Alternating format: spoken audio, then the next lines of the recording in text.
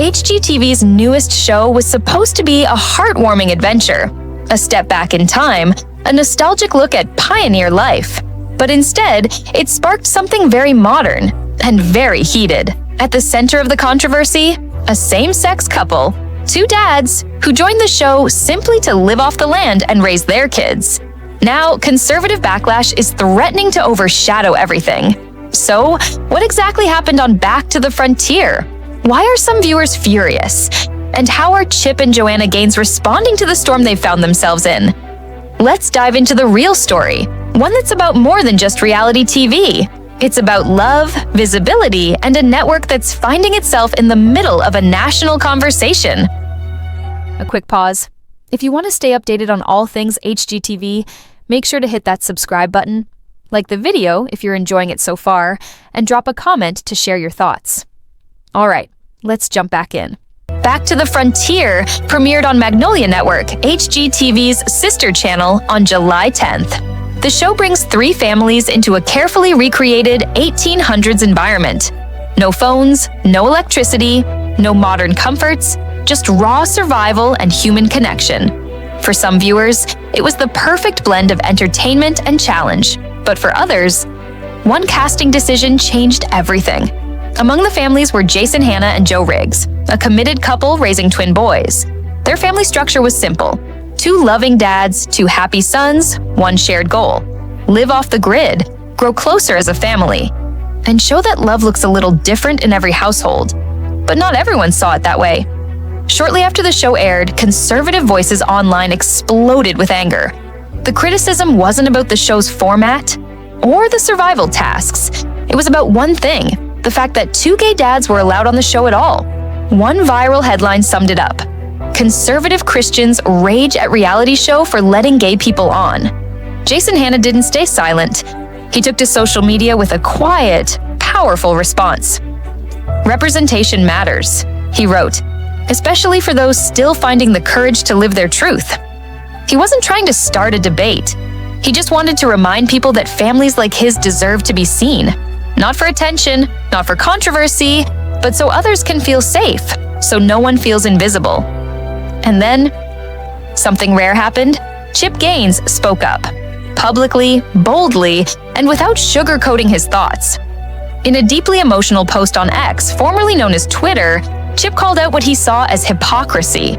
He said, "It's a sad Sunday when non-believers never experience hate until they meet American Christians." The post exploded. Supporters applauded him. Critics condemned him. But one thing was clear: Chip wasn't backing down, and neither was his family. It's important to understand how rare this moment really is. For years, Chip and Joanna Gaines built their brand on family values: wholesome homes, restoration, faith, but also kindness. They didn't pick fights. They didn't chase controversy. They created homes that felt like hugs. So when they chose to cast a gay couple on their show, it wasn't an accident. It was a choice, and it sent a message. Everyone deserves a place at the table. Still, not everyone agreed. One of the loudest critics was Franklin Graham, a well-known evangelical figure. He publicly denounced the show. He said, "God's design for marriage is between a man and a woman. Anything else is sin." His post was shared thousands of times. Comment sections flooded with debate. Some thanked him for defending truth. Others called his words cruel. But what did Joe Riggs, one of the dads at the center of it all, have to say? He didn't attack. He didn't retaliate. Instead, he simply posted a thank you. To Chip and Joanna, he wrote, "Thank you for leading with love." Those 7 words said everything. He wasn't angry. He wasn't bitter. He was grateful. Because even amid criticism, he knew that something bigger was happening: visibility. Because visibility isn't just about getting screen time, it's about being seen, fully, honestly, without apology. For many LGBTQ+ families, this moment meant more than just a TV show. It meant hope. Hope that their children could see families like theirs on screen. Hope that they wouldn't grow up thinking they were wrong or broken. Hope that love, no matter what form it takes, would finally feel normal. And for Jason and Joe, that was the goal all along. In an interview before the premiere, they said it clearly: "We're just like any other family. We wake up, we feed the kids, we argue about chores, and we love each other. But in today's climate, even that kind of normalcy can become political. Some people said they were pushing an agenda. Others accused HGTV of betraying its core audience, and many vowed to stop watching altogether. Yet, something incredible happened too. Thousands of new viewers discovered the show, not because they were fans of pioneer challenges, but because they wanted to support inclusion, because they wanted to show that families come in all shapes and colors. They left comments like, "This is the kind of show I want my kids to watch." Thank you, HGTV, for not backing down. I never thought I'd cry over a TV show, but here I am.